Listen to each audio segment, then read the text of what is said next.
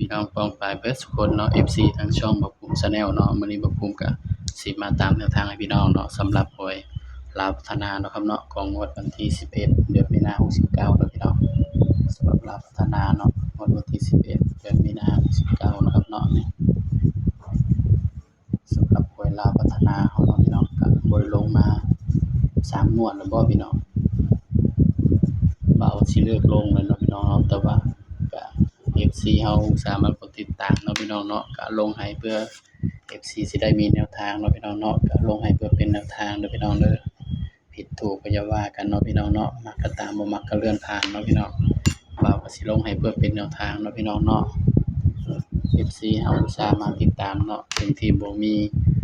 รายได้จากช่องก็ตามเนาะพี่น้องเนาะก็สิลงให้ปกติเด้อพี่น้องเด้อฝากพี่น้องกดไลค์กดแชร์กดติดตามด้วยพี่น้อง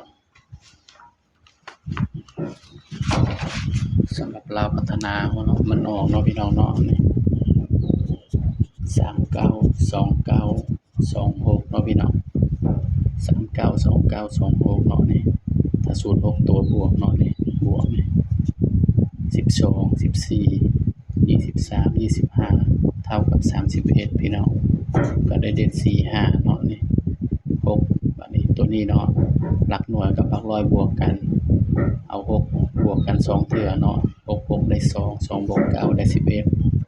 ได้1กับ2แต่ว่าเบาก็เอาตัวนี้เนาะพี่น้อง45เนาะนี่45 1 2 45เนาะอันนี้คือตัวที่เอามาวิดเนาะพี่น้องเนาะ1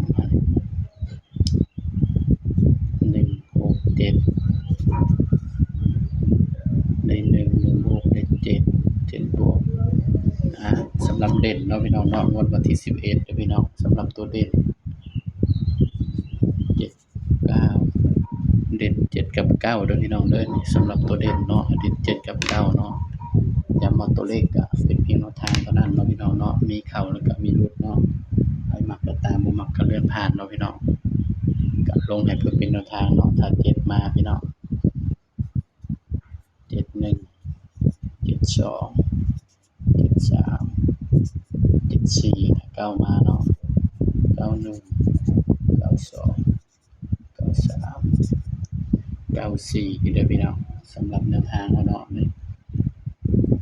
7 9เนาะสำหรับเด่นจะเอาให้น้องเบามา73 93 94 74นี่คือตัวมักเนาะพี่น้องเนาะเพราะว่า92นี่ออกแล้วก็มีสิทธิ์อาจสิออกอีกก็เป็นไปได้เนาะพี่น้องเนาะสำหรับแนวทางเนาะสูตร3ตัวเนาะครับ293 293 291 293 291 268นี่คือสูตร3ตัวเนาะพี่น้องมักก็ตามเด้อพี่น้องเด้อบ่มักก็เลื่อนผ่านเนาะลงให้เพื่อเป็นแนวทางเท่านั้นเนาะพี่น้องเนาะย้ำว่าตัวเลขเป็นเพียงแนวทางเนาะมักก็ตามบ่มักก็เลื่อนผ่านเนาะส่วนเลขกำลังวันพุธเนาะพี่น้องก็สิมีอยู่เนาะ